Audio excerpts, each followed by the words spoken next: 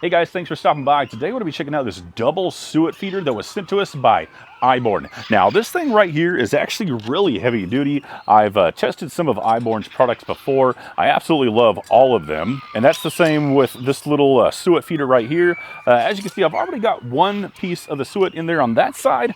Going to go ahead and pop open this other side here really quick. And all you have to do is take your suet and slide it in there just like that.